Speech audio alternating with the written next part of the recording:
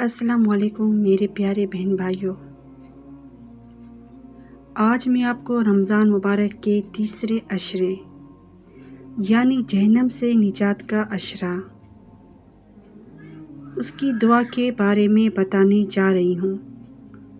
یہ ایک مختصر سی دعا ہے جو رمضان کے آخری عشرے میں پڑھی جاتی ہے،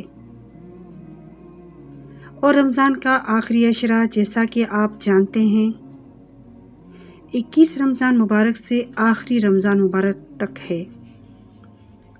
یہ دعا آپ رمضان کے آخری عشرے میں صبح و شام کسی بھی وقت 100 مرتبہ پڑھ سکتے ہیں۔ وہ مختصر سی دعا یہ ہے: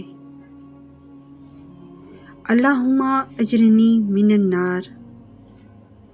ترجمہ: اے اللہ مجھے دوزخ کی آگ سے بچا۔ میرے پیارے دوستو، اللہ تعالیٰ اس رمضان کے بابرکت مہینے کے صدقے ہم سب کی عبادتیں، روزہ، نماز، تراویح، صدقہ، خیرات، جو بھی نیکیاں، جو بھی عبادتیں ہم نے کی ہیں، اللہ ہم سب مسلمانوں کی قبول فرمائے، آمین، اور ہمارے سارے گناہ معاف فرمائے اور ہمیں دوزخ کی آگ سے محفوظ رکھے، آمین۔